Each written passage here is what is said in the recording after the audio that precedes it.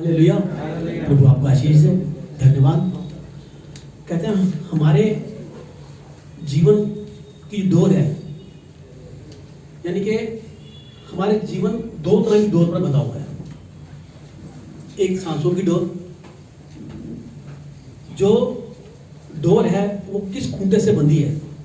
एक तरफ उम्र अपना हमारे प्राण का खूंटा, एक तरफ हमारी उम्र का खूंटा। इन दोनों खूंटों से हमारी उम्र की डोर बंधी हुई है। और दूसरा जो डोर है वो है विश्वास की डोर। विश्वास के एक सिरे पर हम खड़े, दूसरे सिरे पर हमारा परमेश्वर खड़ा है। और विश्वास की डोर किस खूंटे से बंधी है? वह प्रार्थना का खूंटा। प्रार्थना अगर हमारी मजबूत है तो डोर भी हमारी मजबूत होगी, वरना डोर हमारी कच्ची रह जाएगी। अब शैतान की और परमेश्वर की दोनों की निगाह डोर के ऊपर है। शैतान देखता है कि डोर कहां से कमजोर पड़े, मैं उस पर अटैक करूं और उसे विश्वास से गिरा दूं। अब परमेश्वर भी देख रहा है कि वो डोर कहां से कमजोर पड़े, मैं उसको जाके मजबूत कर दूं ताकि विश्वास से गिरने ना पाए। हमें विश्वास में मजबूत करने के लिए उसने यीशु मसीह को भेजा। यीशु मसीह ने आके उस डोर को मजबूत करने के लिए अपने पिता से वादा किया, चाहे मुझे कोड़े खाने पड़ जाए ये डोर टूटेगी नहीं, चाहे मुझे कांटों का ताज पहनना पड़ जाए मैं डोर को टूटने नहीं दूंगा, चाहे मुझे सलीब पर जाना पड़े ये डोर मजबूत रहेगी, चाहे मुझे दर्द मौत तो क्यों ना कबूल करना पड़े, मैं ये डोर को कभी इतना मजबूत कर दूंगा कि डोर के द्वारा शख्स मजबूत हो जाएंगे। पिता मेरे द्वारा तेरी राह पर आ जाएंगे, पिता परमेश्वर, और तेरे बेटा बेटी बन जाएंगे। इस डोर को मजबूत करने के लिए मैं उनके जीवन को बदल दूंगा, मैं उनके जीवन में रंग डाल दूंगा, मैं उनके जीवन में मिठास भर दूंगा और मैं उनके जीवन की कीमत को बढ़ा दूंगा। ये यीशु मसीह ने पिता से वादा किया। परमेश्वर ये डोर जो है ना इतनी मजबूत हो जाएगी, इतनी मजबूत हो जाएगी कि इससे कोई डगमगाने नहीं पाएगा। कहते हैं प्रार्थना में विश्वास के साथ अगर तू बोल देगा है पहाड़ समुद्र में जा गिर, तो पहाड़ समुद्र में जा गिरेगा। वो डोर का मजबूत किसने किया? मेरे यीशु मसीह। कहता है अगर विश्वास में तो मजबूत है, अगर तो समुद्र में लाठी मार देगा समुद्र दो भागों में हो जाएगा, किसके द्वारा? उस विश्वास की डोर के द्वारा। उसी डोर को मजबूत करने के लिए यीशु मसीह हमारे जीवन में आया। जीवन में आकर उसने सबसे पहला कार्य क्या किया? कहता उसकी उम्र सिर्फ 33.5 साल की थी। 30 साल तक वो प्रभु से प्रार्थना करता रहा। जिक्र उसका 12 साल के तक का है बाइबल में, उसके बाद 12 साल से 30 साल तक का कोई जिक्र नहीं है कि यीशु मसीह ने क्या किया। कहता वो 18 साल प्रभु से प्रार्थना करता रहा, प्रभु जब मैं 3.5 साल की सेवकाई में आऊं, सेवा में आऊं, और डोर को मजबूत करने के लिए खड़ा हो जाऊं, तब प्रभु उसे मैं जो बोलूं तू उसे पूरा कर देना मेरे पिता परमेश्वर। जब वो मजबूत करने के खड़ा हुआ तो सबसे पहला कार्य क्या किया? कहता पहला दिन जब सेवा में आया तो कहता उसने सबसे पहले यीशु मसीह ने अपने परमेश्वर के नाम से यूहन्ना के पास का बपतिस्मा लिया। पहला कदम बढ़ाया उसने, वो उसका पहला दिन था उसका। दूसरे दिन उसने क्या किया? जब पहला दिन उसने कदम उसने बढ़ाया, कहता उसी पल दास के आगे वो झुक गया। पिता का पुत्र होकर, स्वर्गीय राजा का पुत्र होकर, वो राजकुमार होकर स्वर्गीय सिंहासन को छोड़कर, अपने अधिकारों को छोड़कर दास के आगे आकर झुक गया और पानी में से जब बाहर आया तो परमेश्वर स्वर्ग खोलने पर मजबूर। अगर ये इतना मजबूत है तो ये मुझे पूरी उम्मीद है कि जब मेरा बच्चा इन बच्चों को भी मजबूत कर देगा। विश्वास की डोर कभी टूटेगी नहीं। विश्वास की डोर को मजबूत करने के लिए परमेश्वर उसी पल स्वर्ग को खोल दिया और क्या बोला? मैं इससे खुश हूं, ये मेरा प्रिय पुत्र है। दूसरे दिन कहता उसने अपने 12 चेलों की योजना बनाई, चेलों को चुन चुन कर उसे अलग किया, और तीसरे दिन उसका चमत्कार शुरू हो गया। कहता इतने चिन्ह और चमत्कार किए, इतने चिन्ह और चमत्कार किए, बाइबल में उसका जिक्र नहीं है। कहता अगर सारे के सारे चिन्ह और चमत्कार लिखे जाते तो कहता पूरे संसार की किताबें कम पड़ जाती, पूरे संसार की स्याही कम पड़ जाती। इसलिए कुछ बातों का जिक्र बाइबल के अंदर है। कहता पहला उसने चमत्कार किया, वही चमत्कार वो दिखाने के लिए कि देखो मैं कैसे रंगत को बदलने आया हूं, मैं कैसे व्यवहार को बदलने आया हूँ, मैं कैसे तुम्हारे जीवन में मिठास भरने के लिए आया हूँ, और कैसे तुम्हारे जीवन की कीमत को बढ़ाने के वास्ते आया हूँ, जो यीशु मसीह ने करके दिखाया तीसरे दिन। यूहन्ना 3 अध्याय निकालें, यूहन्ना 2 उसकी रायतें निकालें तो उसमें साफ साफ उसमें लिखा है,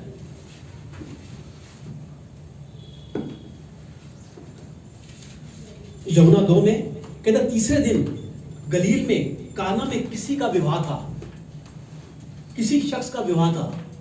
उसने विवाह में यीशु मसीह के पूरे परिवार को निमंत्रण दिया, जिसमें यीशु मसीह के माता पिता गए, उसके भाई बहन गए, यीशु मसीह भी आया, अकेला नहीं आया, अपनी संगति को साथ लेकर आया। उसने ये नहीं कहा कि मैं चिरो चमत्कार करने के लिए आ रहा हूँ। उसने जो कुछ भी किया चुप करके किया, ना अपना नाम लिया, ना अपना व्यवहार को दिखाया, ना उसने अपनी बड़ाई की, पर उसने कहा कि जा तेरे विश्वास से सारे काम हो जाएंगे। जो तू मुझ पर विश्वास करेगा, जो कार्य मैंने किए तू भी करेगा, और मुझसे बड़े बड़े कार्य करेगा। क्यों? क्योंकि देख, विश्वास की डोर पर तू टूटने मत देना। जहां तेरे विश्वास की डोर टूट गई ना, तो उस पर शैतान जीवन में कार्य कर जाएगा। कहता शैतान तेरे पांव के नीचे है, शैतान ढूंढ रहा है। पहला पत्र 5:8 में कहा है, शैतान गर्जने वाले सिंह के समान खड़ा है कि कब किसे फाड़ खाए। वो फाड़ खाने का मौका हम उसे देते हैं, क्यों? विश्वास की डोर हमारी कड़ी कमजोर हो जाती है, और उसी कड़ी को ढूंढता है, किस कड़ी कमजोर हुई और मैं वहां से अपना पकड़ के फाड़ खाऊं उसको। मैं कहता वो कड़ी बेटे, मैं उस कड़ी को मजबूत करूंगा, तू उस कड़ी को देखना मत, बस आगे बढ़ते जाना। कहते हैं यीशु मसीह आया तो कहते हैं उस विवाह महोत्सव में, कहते हैं जो शरबत था, जो भाषा में दाखरस लिखा हुआ है, अंगूरों का ताजा रस, कहता वो ताजा रस कहते खत्म हो गया। हड़बड़ी सी मच गई कि विवाह का समय है, बारात अभी तक आई नहीं, अब बराती इतने, घर के लोग इतने ज्यादा हो गए हैं, गली मले वाले इतने ज्यादा हो गए हैं, सारा शरबत खत्म हो गया। हाय आगे क्या होगा, हाय आगे किस तरीके से होगा, हाय आगे कैसे होगा। एक हाय हाय काम मच गई। तो भागे भागे जो उसके चेले थे यीशु मसीह के पास नहीं, बल्कि उसकी माता के पास गए। कहते हैं हे माँ, दाखरस खत्म हो गया, क्या करें? उसकी माता ने क्या बोला? जो यीशु मसीह कहे सिर्फ वही कर, और कुछ ना करना। जो यीशु मसीह कहे। माता ने आज्ञा दे दी कि मेरे पास मत आना, मेरे उस बेटे के पास जाना जो सब कुछ करने वाला है, वो कुछ करने के वास्ते आया है। तो उसको तो कह दिया चेलों को, खुद गई, बेटे दाखरस खत्म हो गया है। तो छूटते क्या बोला? हे महिला, मुझे तुझसे क्या काम, अभी मेरा समय नहीं आया। एक औरत जिसने 9 महीने बच्चे को अपने पेट में रखा, और वही बच्चा पूरी बरादरी के सामने अपनी माँ को माँ ना कहकर हे महिला कह दे, हे नारी कह दे, तो उस नारी के ऊपर क्या बीतेगी? क्या मेरा बेटा इस तरीके से मेरे से बात कर रहा है? पर वो जानती थी कि ये जो कुछ कर रहा है ना, ये जगत की भलाई के वास्ते कर रहा है, हम सबको उद्धार देने के वास्ते। इसमें भी इसका कुछ लॉजिक है, इसमें इसका कोई मतलब है। जब उद्धार करने के वास्ते आया है। ये स्वर्गदूतों ने मुझे एक चिन्ह चमत्कार अपना दिखाया था, मुझसे बात की थी, कहा था कि तेरे द्वारा उद्धार करता आएगा, इमैनुअल आएगा, जो लोगों के संग संग रहेगा, उनका उद्धार करेगा। हो सकता है इसमें भी इसकी कोई बात, उसने बुरा नहीं माना, उसने वो चुप हो गई। वो इतने में यीशु ने क्या बोला? बुरे माहौल को देखकर, बाहर घड़े पड़े हैं, खाली घड़े घर के बाहर, जाओ उनको पानी से भर दो। यूहन्ना 2 की 7वीं 8वीं 9वीं आयत में साफ साफ लिखा है कि यीशु ने कहा पानी से भर दो। उन्होंने पानी को लबालब भर दिया, जिसमें 2-2 3-3 मन पानी समाता था। 6 घड़ों को भर दिया। यीशु ने देखा, उन्होंने कहा अब इसे उठाओ और अंदर ले जाओ इसको। उन्होंने उठाया और अंदर प्रधान भोज के पास ले गए, यानी कि मेन रसोइये के पास ले गए। उस समय रसोई घर में कोई आम लोग जाते नहीं थे, अगर जाते भी थे तो जूती उतार के उस रसोइये को महाराजा कहते थे। जब महाराज के पास ले जाओ और जाकर उन्हें दिखा दो। उन्हें ये कोई आसान काम नहीं है, लिखना आसान है, बोलना आसान है। उसने कहा पानी भर दो, उन्होंने भर दिया। 6 घड़े क्यों थे? 7 घड़े क्यों नहीं थे? 5 घड़े क्यों नहीं थे? 8 घड़े क्यों नहीं थे? 6 क्यों थे?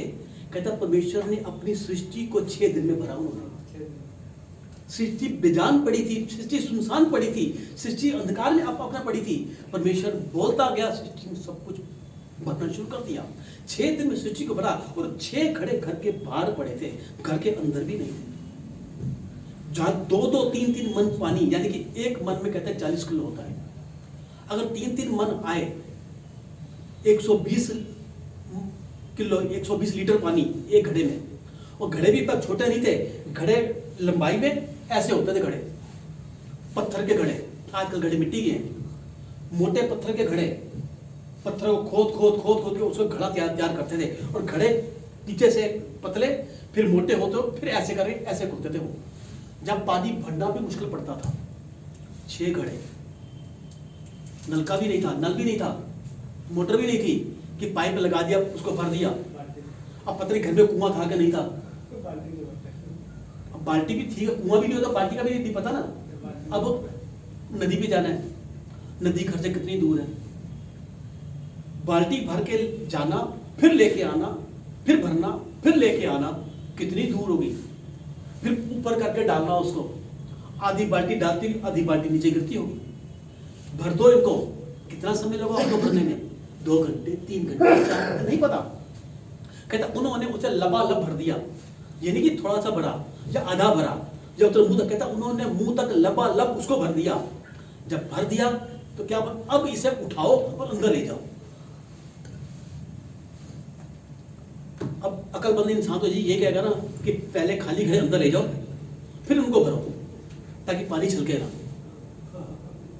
हम तो ये कहेंगे कि वो बेवकूफी होगा जो पहले घड़ा बाहर पड़ा उसको भरेगा, फिर उसको उठाएगा। भाई जब तो पानी भरना ही है तो पहले खाली को ले जाओ, बाद में अंदर जाकर उसको भर दो उसको, ताकि पानी छलके ना। मतलब क्या इसका? कहता बड़ी गहरी बात है इसमें। हम सब जब प्रभु में नहीं थे, हम सब खाली घड़े ही थे। हम, हमारी कोई मान सम्मान नहीं था, हमारा कोई इज्जत नहीं थी, हमें कोई पूछता नहीं था। हमें घर के बाहर ऐसे हमें सोचते थे बरादरी से बात कि इन्हें कोई अकल नहीं है, ये तुच्छ है, ये गरीब है, ये इनका कोई वजूद नहीं है। और जब परमेश्वर में आए, परमेश्वर की निगाह हम पर पड़ी, तो उसने क्या बोला, मैं इसे अपने समर्थ के जल से भर दूंगा, मैं इसे अपने अभिषेक के जल से भर दूंगा, मैं अपनी महिमा के जल से भर दूंगा, मैं अपने अनुग्रह के जल से भर दूंगा। जब उसने हमें अपने अनुग्रह से भर दिया, हम प्रार्थना करने लगे, लोग चंगे होने लगे, हम उपवास करने लगे, दुष्ट आत्माएं भागने लगी, हम प्रभु का नाम लेने लगे, वहां चंगाइयां बरसने लगी, हम परमेश्वर के नाम से पाँव रखने लगे, वहां जगह पर बड़ी बिदारी आने लगी। तो जो लोग हमें पूछते नहीं थे, उन्होंने हमें पूछना शुरू कर दिया, पहले तुम कैसे थे, अब तुम कैसे हो गए। अब पहले हमें पूछते नहीं थे, आज भैया, दीदी, भाईजान, बाबूजी, आप हमारे घर चलिए, अपने चरण हमारे अंदर डालिए, ताकि हमारा घर का सुधारा हो जाए, हम भी उद्धार पा जाए। कहते तुझे मैं आशीष दूंगा, आशीष का कारण ठहराऊंगा, तुझे मैं उद्धार दूंगा, उद्धार का कारण तेरे को ठहराऊंगा। जब परमेश्वर की योजना थी है, तुम पहले कुछ नहीं थे, अब तुम सब कुछ हो। किसके द्वारा? यीशु मसीह के यश को फैलाने के द्वारा। परमेश्वर ने भरा हमें, लोगों ने हमें उठाया, हमें कहां लेकर गए? पवित्र जगह पर। घर की पवित्र कौन सी होती है? जो रसोई घर होता है, जब नंगे पांव जाते हैं, जब तसल्ली से बैठे खाना खाते हैं, जहां हम तृप्त होते हैं। कहते हैं पवित्र जगह मानी जाती है अपने घरों की। पहले इस बात को मानते थे, पहले इस पर लोग चलते थे। और कहां लेकर गए? मेन रसोइये के पास। मेन जो वो था रसोई घर का मान, जो महाराजा जो बनाता था, जिसे हम शेफ कहते हैं, उसके पास लेकर गए। उसने जैसे ही उसको देखा, देखकर क्या बोला?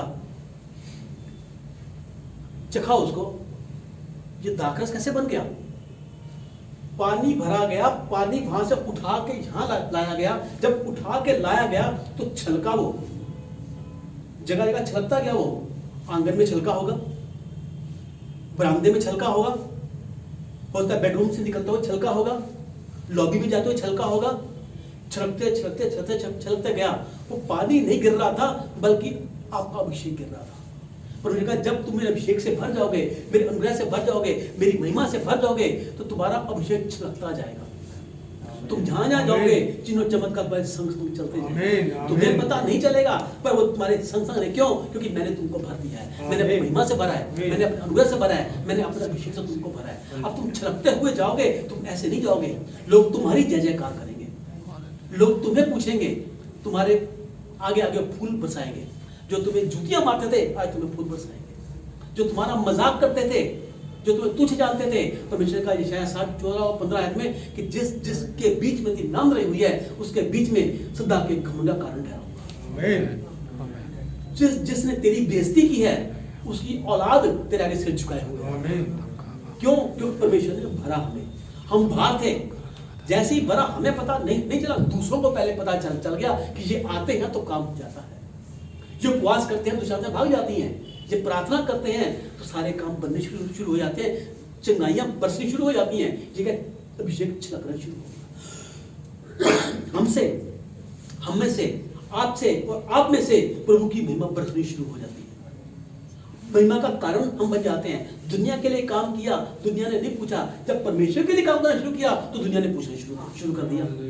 एक किसी ने कहावत भी बोली थी, कहते हम तो बेमोल थे, जब तुमने खरीदा तो हमारा मोल हो गया।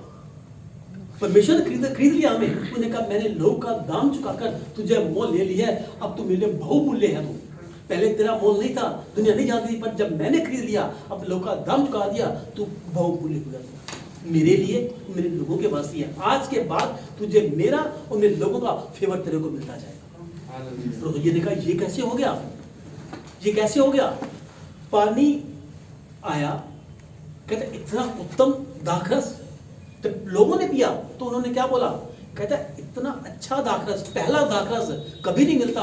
ये पहली बारात है जिसमें पहला दाखरस हम सबको पीने को मिला। पहला, प्रभु आपको पहला कर देगा।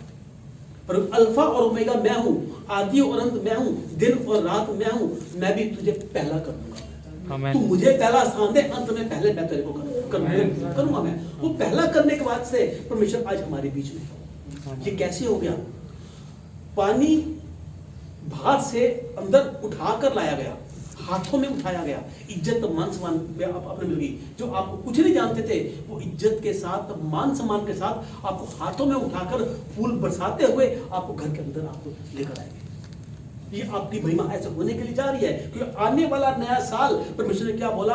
पहला कुरिन्थियों 2:9, जो तेरी आंखों ने नहीं देखा, जो तेरे चित्त में नहीं समाया, मदद करने के लिए जा रहा है। आने वाला नया साल आपके गोल्डन पीरियड का साल है। देख रहे हैं, जैसे यूट्यूब का सुन रहे हैं, सबके लिए परमेश्वर ये भविष्यवाणी कर रहा है कि आने वाला नया साल आपके गोल्डन पीरियड है। जितने दुख आपने अब तक झेले हैं, आज के बाद वो दुख पर डेरे के निकट भी नहीं आएंगे। डेरे के निकट, घर के आसपास भी नहीं आएंगे, क्योंकि मैंने तुम्हें अपने लोह में कवर कर लिया है। लोह में कवर कर लिया है। पानी घर से उठाया गया, बाहर से उठाया गया, छलकता हुआ पानी जब अंदर तक गया, उस समय 4 बातें हो गई जो किसी ने नहीं देखी। किसी ने नहीं देखी। पहला, कहता पानी का रूप बदल गया। रूप यानी कि पानी था, शरबत हो गया, रूप बदल गया। दूसरा, पानी का रंग बदल गया। पानी सफेद होता है, शरबत रंगीन होता है, लाल हो, चाहे फालसा कलर का हो, चाहे नीले कलर का हो, चाहे हरे कलर का हो, चाहे किसी भी कलर का हो, उसका रूप बदल गया, रंग उसका बदल गया। कहता उसमें तीसरा, उसमें स्वाद आ गया, उसमें मिठास आ गया। पानी का स्वाद नहीं होता, मगर शरबत का स्वाद होता है। मीठा हो, खट्टा हो, कैसा भी हो, स्वाद उसका होता है। कहता उसमें मिठास आ गई। और सबसे बड़ी बात, पानी की कीमत बढ़ गई। पानी की कीमत नहीं है, शरबत की कीमत है।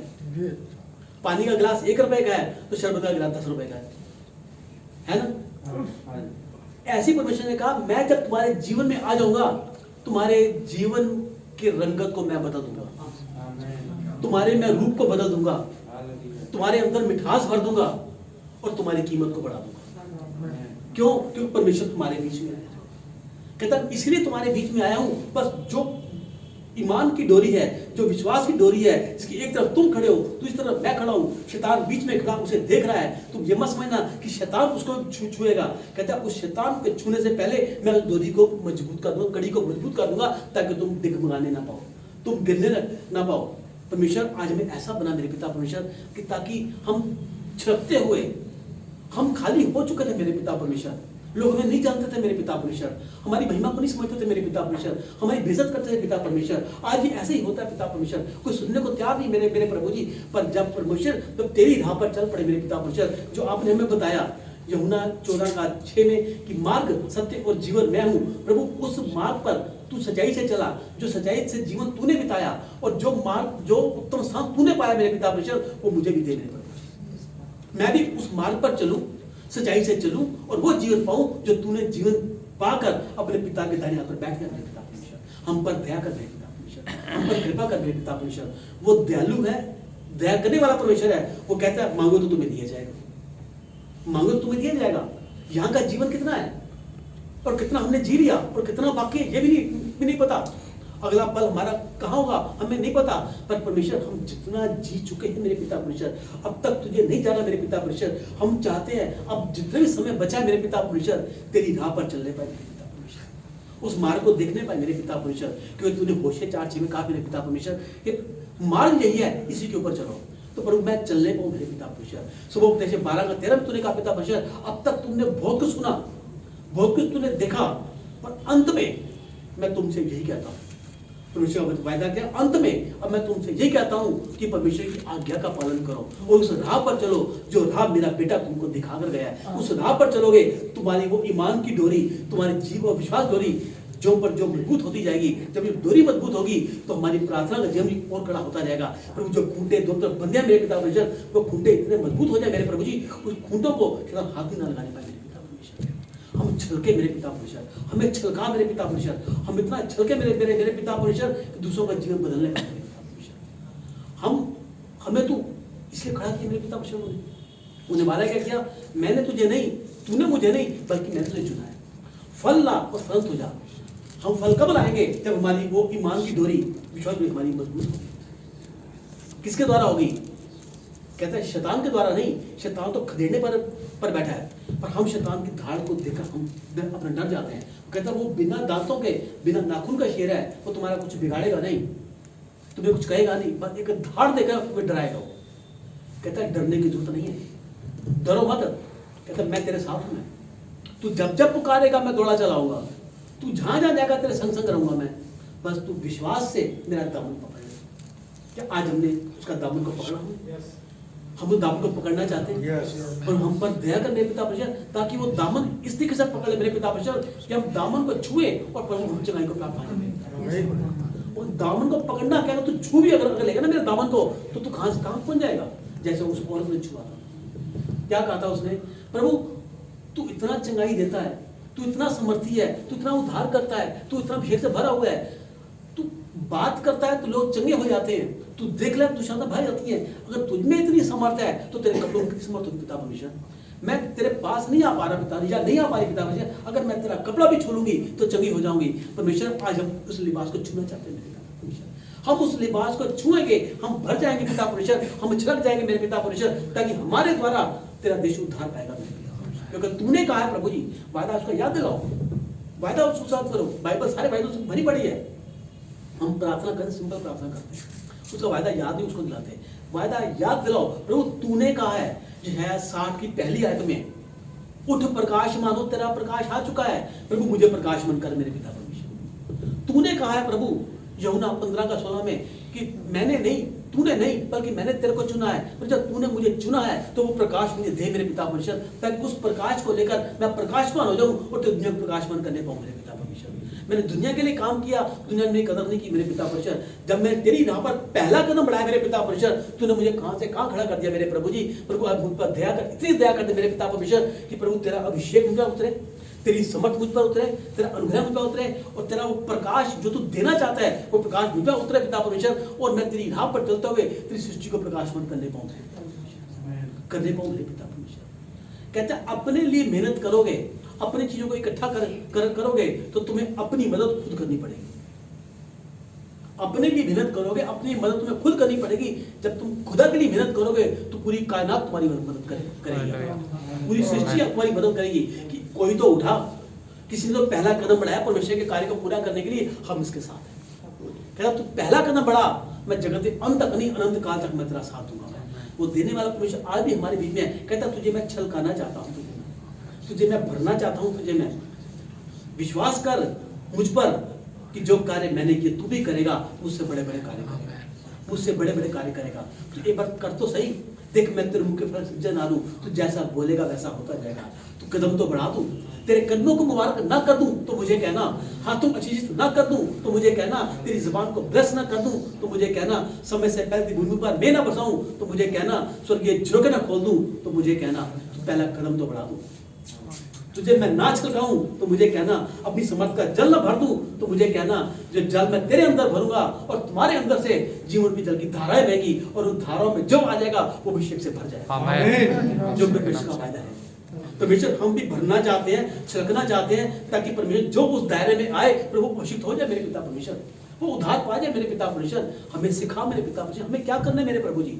हमारे बंद कानों को खोल दे मेरे पिता परमेश्वर, ताकि हम तेरी बातों को पूरा करने पाए मेरे पिता परमेश्वर, तेरी राह पर चलने पाए मेरे पिता परमेश्वर, तेरे कार्य को पूरा करने पाए मेरे पिता परमेश्वर। हम पर दया कर पिता परमेश्वर। हम जानते हैं प्रभु ये सारा कार्य हमारी बल बुद्धि से नहीं होगा, पर तेरी आत्मा के द्वारा हो चुका है मेरे पिता परमेश्वर। हम पर मदद करेगा, वो आगे आएगा, वो रास्ता दिखाएगा। वो क्या कहता है भजन 23 में, यहोवा तेरा चरवाहा है, यहोवा मेरा चरवाहा है, वो मुझे और आपको हरी हरी चराइयों में लेकर जाता है, सुखदाई जल के झरनों के पास लेकर जाता है।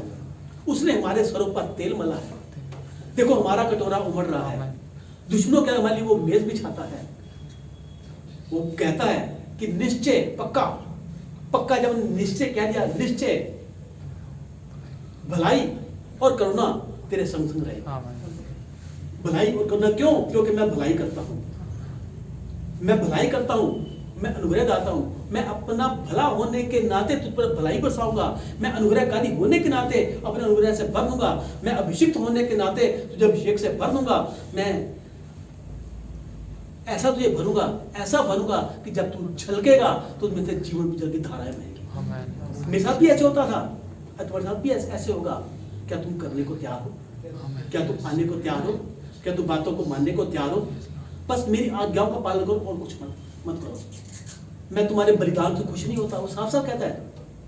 लंबी लंबी प्रार्थना से मैं खुश नहीं होता, तुम्हारे उपवासों से मैं खुश नहीं होता, तुम्हारे तीज त्योहार में खुश नहीं होता। मैं सब तुम्हारे व्यवहार से खुश होता हूँ, मैं सब तुम्हारे सिद्ध प्रेम से खुश होता हूँ, मैं तुम्हारे प्रार्थनाओं से खुश होता हूँ। मैं बस सबसे ज्यादा खुशी मुझे तब मिलती है जब तुम विश्वास मजबूत हो जाते हो, जब तुम मुझ पर विश्वास कर, हाँ परमेश्वर जो कुछ हो रहा है तेरे से हो रहा है मेरे पिता परमेश्वर, मुझ पर विश्वास कर कि मेरा हर कार्य तेरी भलाई को उत्पन्न करे। हर कार्य मैं तुझे ऐसा छलकाऊंगा, ऐसा छलकाऊंगा कि दुनिया देखेगी कि हाँ कोई छलक रहा है। आगे आगे तू होगा, पीछे मेरा हाथ होगा, नाम मेरा होगा, काम तेरा होगा। और उस पल मैं तेरे संग संग रहकर अपने कार्य को पूरा करूंगा और लोग कहेंगे वाह परमेश्वर का बच्चा है तो ऐसा है, बच्चा है तो ऐसा है। परमेश्वर आज करने को तैयार बैठा है। क्या आज हम उस बात को मानने को तैयार हैं? परमेश्वर आज आपसे मांग कर रहा है, आने वाले नए साल में क्या तुम मेरी इस बात को पूरा करने को तैयार बैठे हो? क्या तुम छलकने के लिए तैयार हो? क्या तुम अनुग्रह से भरने के लिए तैयार हो? क्या तुम अभिषेक से भरने के लिए तैयार हो? क्या मेरी समझ से भरने के लिए तैयार हो? अगर तुम तैयार हो तो मैं भी तुम्हें भरने के वास्ते तैयार बैठा हूँ। Hallelujah, hallelujah. आइए दुआ करते हैं। पिता मैं तेरा धन्यवाद करता हूँ, तेरी स्तुति तेरी महिमा करता हूँ मेरे पिता परमेश्वर। आप बड़े, हम घटे मेरे पिता परमेश्वर। सतगुरु मेरे पिता परमेश्वर, आज तूने हमसे पूछा मेरे पिता परमेश्वर कि मैं खाली घड़ों को जब भरता हूँ तो सचमुच मैं उसका रूप बदल देता हूँ, मैं उसमें मिठास डाल देता हूँ, मैं उसके व्यवहार को बदल देता हूँ, मैं उसकी कीमत को बढ़ा देता हूँ। क्या आज मैं तुम्हारे साथ ऐसा करूँ? हाँ मेरे पिता परमेश्वर, प्रभु हमारे व्यवहार को बदल दे मेरे पिता परमेश्वर। आज मैं रंगत को बदल दे मेरे पिता परमेश्वर। हम ऐसी मिठास भर दे मेरे पिता परमेश्वर कि हम में से तू स्वयं झलके मेरे पिता परमेश्वर। प्रभु जी आप दया करें, हमारी कीमत को बढ़ा मेरे पिता। हमारी कीमत तेरे हाथ में मेरे पिता परमेश्वर। हमारी विश्वास की डोरी मजबूत है मेरे पिता परमेश्वर, वो टूटने ना पाए मेरे पिता परमेश्वर। वो शैतान कोई कड़ी ढूंढने ना पाए मेरे पिता परमेश्वर। प्रभु शैतान की आंखों पर ऐसी पट्टी बांध दे मेरे पिता परमेश्वर कि हमारी तरफ देखने में ही ना पाए मेरे पिता परमेश्वर। प्रभु हम जानते हैं उस विश्वास की डोरी के जो दो खूंटे हैं, एक खूंटे के पास तू खड़ा है, एक खूंटे के पास हम खड़े मेरे पिता परमेश्वर। प्रभु वो खूंटा इतना मजबूत हो जाए, प्रार्थना का खूंटा मेरे पिता परमेश्वर, कि उसमें चलते चलते चलते हम तेरी राह पर चलकर पिता परमेश्वर तेरे उस मुकाम को पूरा करते हुए जैसे हाथ मिलाने पाए मेरे पिता परमेश्वर, ताकि तू भी कहे कि हाँ आज मेरा बच्चा मेरी आज्ञाओं को मानते हुए, प्रार्थना को करते हुए, विश्वास मजबूत होते हुए उसने मेरे हाथ को थाम लिया है। धन्यवाद मेरे पिता परमेश्वर। पिता धन्यवाद करते हैं प्रभु जी। हम जानते हैं जब हम प्रार्थना में मजबूत होते हैं, उस विश्वास में डोरी को थाम लेते हैं मेरे पिता परमेश्वर, तो प्रभु उस पल हमारे सारे कार्य पूरे हो जाते हैं मेरे पिता परमेश्वर। ना कोई बीमारी रहती है, ना कर्जा रहता है, ना बेकार की मौत आती है, ना हमारे घरों में क्लेश होता है, ना कोई नशे रहते हैं मेरे पिता परमेश्वर, हर पल सुख और शांति रहती है। दुनिया कहती है सुख और दुख जीवन के दो पहलू हैं, पर प्रभु तेरी राह पर हम कहते हैं सुख और शांति जीवन के दो पहलू हैं। धन्यवाद मेरे पिता परमेश्वर, प्रभु हमारे संग संग रहना पिता परमेश्वर, योवा शलोम मर का जीवन में भरे रहना मेरे पिता परमेश्वर, ताकि सुख और शांति हमारे में बनी रहे मेरे पिता परमेश्वर, और हम छलकते जाए मेरे पिता परमेश्वर, तेरी राह पर हमारे अंदर से तेरी महिमा छलके मेरे पिता परमेश्वर, तेरा अभिषेक छलके मेरे पिता परमेश्वर, तेरा अनुग्रह छलके मेरे पिता परमेश्वर, तेरा कार्य छलके मेरे पिता परमेश्वर, और हम में से तू प्रकट होने पाए मेरे पिता परमेश्वर। प्रभु आप दया करना, कृपा करना मेरे पिता परमेश्वर। आपने कहा है प्रभु, आपने कहा है प्रार्थना में विश्वास से जो कुछ मांग, मरकुस 11:25 में आपने कहा पिता परमेश्वर कि प्रार्थना में विश्वास से जो कुछ मांग उस पर भरोसा कर ले, काम उसी पर होगा। हम विश्वास करते हैं मेरे पिता परमेश्वर, इस समय हमने जो प्रार्थना मांगी है मेरे पिता परमेश्वर, तेरी राह पर चलने के लिए पिता परमेश्वर, अभिषेक से भरने के लिए, अनुग्रह से भरने के लिए, समर्थ से भरने के लिए, छिलकने के लिए अपने प्रार्थना को सुना और कबूल किया पिता, क्योंकि आपने कहा है प्रभु जी, आपका वादा है योना 2:7 में कि देख तेरी प्रार्थना को मैंने सुना है, तेरी प्रार्थना मेरे पवित्र मंदिर में पहुंची है, मैं उसे पूरा भी करता हूँ। धन्यवाद मेरे पिता परमेश्वर, धन्यवाद करते हैं मेरे पिता परमेश्वर कि अपने वायदे के मुताबिक प्रार्थना को सुन लिया, कबूल किया और पूरा भी कर दिया। धन्यवाद करते हैं प्रभु जी, सारा आदर सारी महिमा आपको देते हुए यीशु मसीह के समर्थी नाम से दुआ को मांगते हैं पिता, सुनिए और कबूल करें। आमीन आमीन आमीन। हालेलुया। प्रभु आप सबको आशीष दें। धन्यवाद।